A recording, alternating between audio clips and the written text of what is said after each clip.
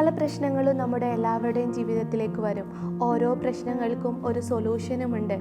പക്ഷേ നമ്മൾ ഓരോരുത്തരും ചെയ്യുന്ന ഒരു കാര്യം എന്ന് വെച്ചാൽ ആ പ്രശ്നത്തിൽ മുഴുകി ആ പ്രശ്നത്തെ അനുഭവിച്ച് ഫീൽ ചെയ്തുകൊണ്ട് അതിൽ ആഴത്തിലിറങ്ങി ജീവിക്കുന്നവരായിരിക്കും. അതിൽ കരഞ്ഞ് നിലവിളിച്ച് കഴിയുന്നവരായിരിക്കും. എന്നാൽ ഈ പ്രശ്നത്തിനപ്പുറം അതിനൊരു സൊല്യൂഷൻ ഉണ്ട്. ഈ ലോകം അബണ്ടൻസ് നിറഞ്ഞതാണ്. അവിടെ എല്ലാത്തിനും സൊല്യൂഷൻ ഉണ്ട്.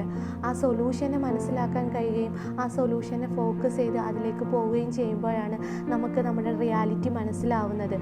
ആ സൊല്യൂഷനെ നമുക്ക് കാണാൻ പറ്റണം. നമ്മൾ നിൽക്കുന്ന ആ ഒരു പ്രോബ്ലത്തിൽ നിന്നും മാറി നിന്നുകൊണ്ട് ചിന്തിക്കാൻ കഴിയണം. ആ പ്രോബ്ലത്തിനെ കൂടുതൽ ആഴത്തിൽ ചിന്തിക്കുന്നതിന് പകരം അതിൽ നിന്ന് ഞാൻ എങ്ങനെ മുക്തയാവും, അതിൽ നിന്നും എനിക്ക് എന്താണ് നേടേണ്ടത്, അതിൽ നിന്ന് ഞാൻ എന്ത് പാഠമാണ് ഉൾക്കൊള്ളേണ്ടത് എന്ന് മനസ്സിലാക്കി ആ സൊല്യൂഷനെ തേടി പോകുന്നവരായിരിക്കണം. എങ്കിൽ മാത്രമേ നിങ്ങളുടെ ലൈഫിൽ നിങ്ങൾക്ക് സന്തോഷം കൊണ്ടുവരാൻ പറ്റും.